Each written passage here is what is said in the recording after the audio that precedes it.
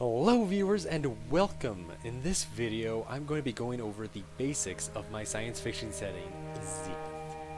Now there's going to be a lot more content in the future where I go over the specific details about each of the nations, some important events in the history of this universe.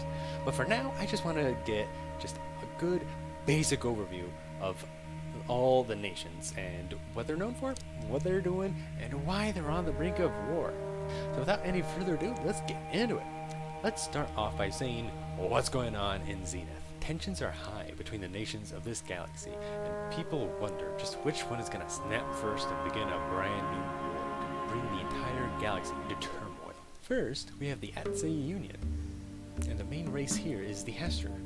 A very distinctive feature of this race is that they have 3 sexes and a very strong religious doctrine. Some say that the level of control religion has over the X-plorers Union is dangerous, especially to those people who do not conform to their standards.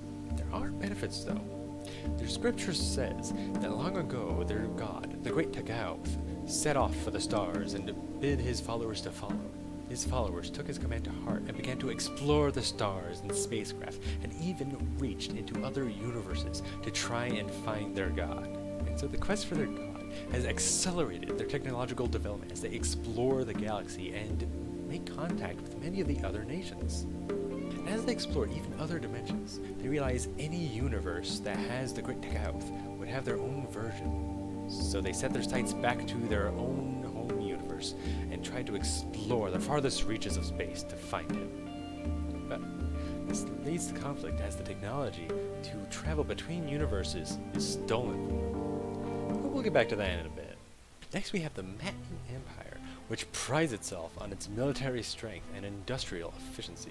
Much of the population believes in survival of the fittest, while most won't admit to an ambition of being the strongest ever. They certainly refuse to be the weakest. This definitely causes tension with its neighbors, as the other nations wonder when the Empire will have to flex its muscles again to feel good about itself. And the Empire always is looking for anything that they can use to improve themselves. In fact, the Empire is the nation that stole the transdimensional technology from the X-plorers Union. And as a result, now the two nations are locked in a cold war that most people don't even know exists. Each power is trying to send teams to the other universes for resources and influence as they try to become the strongest out of the two and dissuade aggression from the other. But will it work? We'll have to find out. Right next to the Empire, we have the Tridenti Confederacy. This collection of independent states is populated by insectoid capitalists, and their main trade is in weapons. Now, many say not a single conflict can happen in the galaxy without weapons from the Confederacy, and while a nice tagline, it's not exactly true. But what is true is that they try to get their foot in the door for every conflict possible, so they can bet their money on the winning side.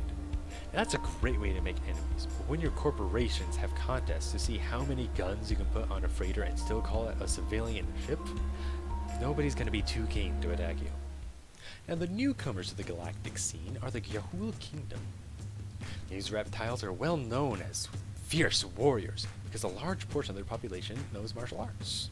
But for them, it's just a part of having a healthy lifestyle and a balanced mentality. But still, they don't mind having the reputation of having an entire population of fierce warriors, especially since their technology is lagging behind all of their neighbors, except in 2 very important categories. Their medical and genetic technology is unrivaled in the galaxy, and many nations try to get their hands on as many Yahul scientists as they can. Next, we have the Sentinel Republic. The main population here is 14-foot tall crustacean humanoids, and they are powerful and quick to anger. However, they always love to share the ideals of peace and hospitality. They welcome any newcomers to their planet with open arms. They've become suspicious of travelers lately, as their hospitality has been exploited many times. Now they look at even innocent trade offers with a suspicious eye. Finally, we have the MacLeod Concord. This nation is mysterious to all the other forces of the galaxy because of their extreme xenophobia and territorialism. Even authorized civilian cargo ships have to be escorted through their space with warships, and the technology those warships wield is an enigma to all. One of the mysteries of the Concord is how they were able to become immortal by digitizing themselves and using artificial bodies anytime they step off their own homeworld. Even the people who have left the Concord to immigrate to other worlds don't understand how this works, showing us that only a select few of even their own planets truly understand how this stuff works. So there's the basic rundown on Zenith. This was a brief introduction to the major powers, but as you might notice, I've left a couple of them unmentioned because they don't play a massive role on the galactic scene. But, just like all the others, I will gladly explore them further in their own dedicated videos. So please, subscribe and ring that bell to be notified the next time I release a video, so we can all catch up on what is going on in the Zenith universe. Thanks for watching.